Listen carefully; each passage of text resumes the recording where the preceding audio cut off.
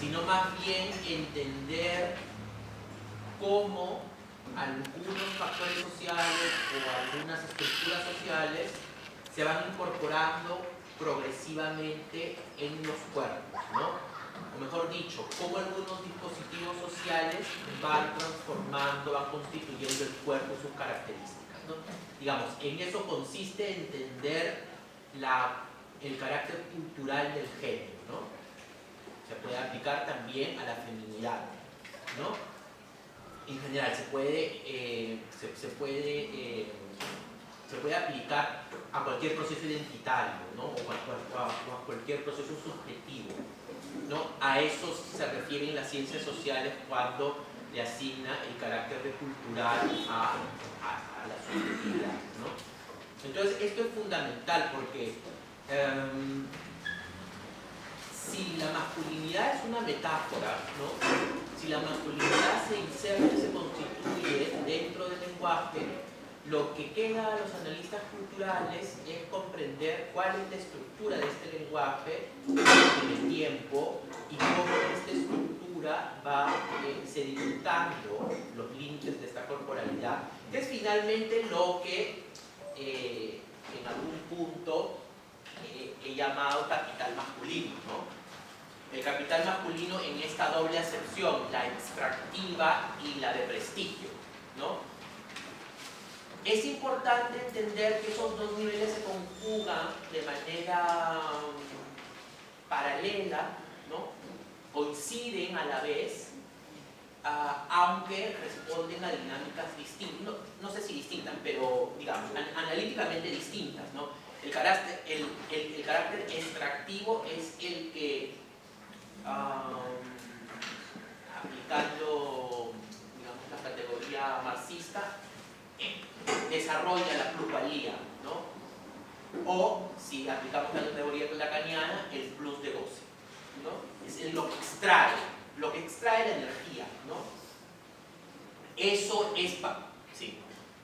A propósito de lo que planteas ahora, ¿no? de la teoría marxista, no me queda claro en qué momento la teoría marxista se agota para explicar este fenómeno y aparece esta postura que tú planteas ahora, que es una metáfora, ¿no? O sea, porque escucho mucho que planteas el análisis desde una visión marxista, pero la definición de los conceptos no obedecen a esa estructura teórica, ¿no? O sea, ¿en qué momento se agota eso? Porque, y va en relación con la pregunta que te hacía la semana pasada, ¿no? O sea, ¿hay otras formas de analizar este fenómeno? Sí, claro que sí. No, a ver, lo que yo estoy haciendo es más bien tratando de, no sé si de mezclar, ¿no? Pero en todo caso me sitúo en un momento de la historia, del debate, y lo que hago es tratar de colocar los elementos que han dado cuenta de esta visión, ¿no? Que vendría a ser la visión, no sé si claramente postestructuralista, sin duda, no sé si queer, pero digamos en este último horizonte teórico, ¿no? Que utiliza el marxismo en parte y utiliza el psicoanálisis en parte también, y utiliza a diversos autores de manera distinta, ¿no? Ahora, no sé si lo dije la semana pasada o si lo dije aquí, pero en todo caso hay que decir algo, que yo recupero lo que recupero del marxismo, de la teoría marxista, en cuanto a su capacidad de comprender comprender los fenómenos sociales como resultado de una dinámica social. Valga la redundancia. Es decir, lo que hace el marxismo es superar una visión progresiva y evolucionista de la sociedad, regida en leyes mecánicas, que no es poca cosa, ¿no? El psicoanálisis lo hace para entender la corporalidad o la subjetividad.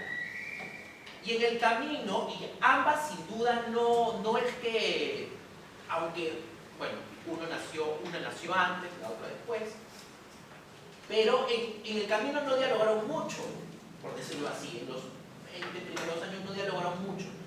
Es más bien con los autores posteriores en donde algunas personas se dan cuenta que los mismos mecanismos que dan cuenta de la dinámica social, que podían dar cuenta de la dinámica social a través del establecimiento de las relaciones de poder y estas relaciones que da cuenta la teoría marxista, también se pueden aplicar a comprender la misma elaboración de la subjetividad, ¿no? Y ahí está Reich, ¿no? Está el mismo Foucault, Lacan, ¿no? Y otros autores, ¿no? Que dan cuenta de que es algo así, ¿no? Como capas del proceso. Esto sí, ¿no? Ahora, esto sí. Esto sí debería. ¿No? Capas del proceso, ¿no? Capas del proceso. Entonces, sin duda, porque además tampoco la teoría marxista no es que se haya dedicado específicamente a hablar sobre el cuerpo, por decirlo así, ¿no? Hay algunas partes de algunos teóricos en donde le dedican atención a algunos procesos específicos, pero no es que se hayan dedicado, no es que hayan teorizado el cuerpo, ¿no? Pero lo que sí, de lo que se hablaron y de lo que sí nos sirve es aquella visión general de la sociedad, ¿no? ¿Qué es lo que ahora también utilizamos, ¿no? Al decir que el capital masculino está relacionado con un contexto social específico, económico, político, social, cultural, estamos recuperando de alguna u otra manera aquello que la ciencia social lo decía hace 100 y pico de años, ¿no? E igual, entonces el psicoanálisis utiliza una parte del psicoanálisis utiliza también esta idea de la estructura, ¿no? De la estructura, en este caso de la estructura del lenguaje, o el lenguaje como estructura, para entender que el cuerpo y la subjetividad se conforman con una cierta lógica, con una dinámica que es profundamente social, ¿no?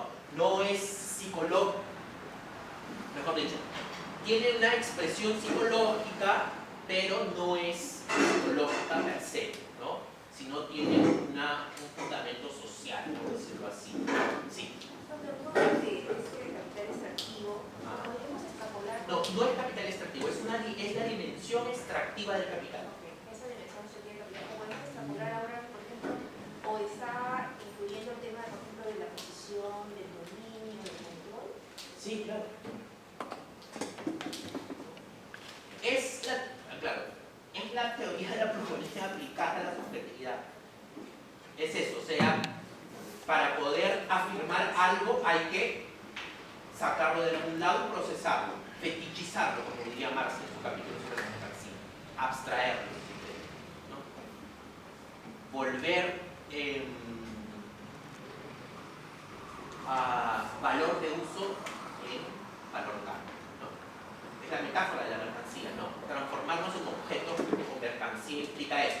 Pero por supuesto, esto es una referencia, no hay, porque Marx evidentemente nunca lo aplicó en la subjetividad, ni estaba interesado en hacerlo, ni lo hizo, pero nosotros no estamos siguiendo a Marx, estamos simplemente reutilizando los parámetros que nos permiten entender los procesos sociales, ¿no? Quienes hacen ese papel, entre uno de ellos, aunque evidentemente tampoco tiene sus reparos, es Lacan, ¿no? Cuando aplica el plus de goce para entender también la elaboración de la subjetividad, ¿no? Hay algo, dice Lacan, que al momento en que se conforma la subjetividad, extrae algo, que es el goce, ¿no? Y lo elabora, lo fetichiza. Y entonces se genera un fantasma, bueno, hay varias categorías que utilizan, que tampoco vienen al cuento. Lo que viene al cuento es entender los elementos teóricos por los cuales hablamos de la masculinidad como una metáfora cultural, en el sentido de romper de una vez por todas esa relación explicativa de carácter biologicista que une ciertas características propias de los hombres con un conjunto llamado masculinidad, ¿no? Las ciencias sociales no creen en eso, así, de una manera sencilla y simple, ¿no? ¿Hay otros acercamientos? Sí hay otros acercamientos, sin duda que los hay. ¿Pueden explicar la masculinidad desde la neurociencia? Sí, por supuesto que sí. ¿Que la testosterona? Sí, puede ser.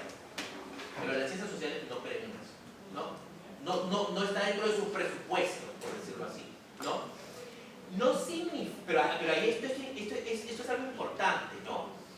Las ciencias sociales no creen en una explicación de este tipo, pero entiende que puede utilizar esos discursos y explicarlos como un dispositivo que utiliza para conformar las masculinidades, como por ejemplo como las hormonas, ¿no? Y el discurso de las hormonas, por ejemplo, ¿no? Como esta ligación entre la testosterona y ciertos atributos de los hombres, ¿no? Hay también todo un debate sobre eso, ¿no? Porque cada vez se descubre más que el equilibrio hormonal, por ejemplo, evidentemente está en ambos sexos, ¿no? En algunos lugares, en algunas personas el equilibrio, digámoslo así, es más adecuado, en otros no. Entonces hay todo un debate ahí, ¿no? Pero más allá de eso también, que es una forma de metaforizar, por ejemplo, todos los debates que se dan sobre la intersexualidad, por ejemplo, sobre lo trans, implica un debate sobre aquello, ¿no? Entonces hay muchas, ahí están las neurociencias, está la neurosociología, que tratan de justamente combinar, ¿no? Que tratan de combinar, o mejor dicho, tratan de explicar los procesos identitarios tratando de combinar ambas disciplinas, ¿no? Y ahí está el centro del debate, ¿no? Básicamente la pregunta es ¿de dónde pensamos que emanan las características y las dinámicas y las lógicas de los capitales identitarios, ¿no? Por decirlo así, ¿no? Sí. Me preguntaba si las ciencias sociales tienen la tarea de romper esos discursos biologicistas, porque con lo que explicaba me ponía a pensar que también pueden ser aportes para poder refutar, ¿no? Esos discursos que al final encasillan en lo que es la masculinidad, digamos, hegemónica. Sí, no, de hecho la ciencia social, o sea, si hacemos una sociología del conocimiento, la ciencia social surge justamente para dar otro tipo de explicación a procesos que hasta ese momento estaban estrictamente insertos en una suerte de, no sé si de positivismo, pero porque no, realmente no creo que en ese tiempo la ciencia haya sido positivista en el sentido que ahora lo entendemos.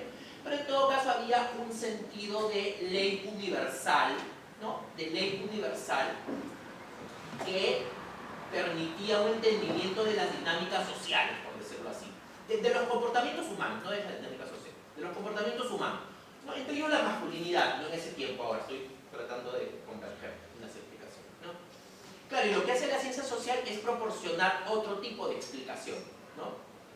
No más allá, yo no diría que más allá, porque yo sí creo que las ciencias sociales analizan un lenguaje. Por ejemplo, las expresiones psicológicas. Nadie va a negar que los seres humanos tenemos expresiones psicológicas.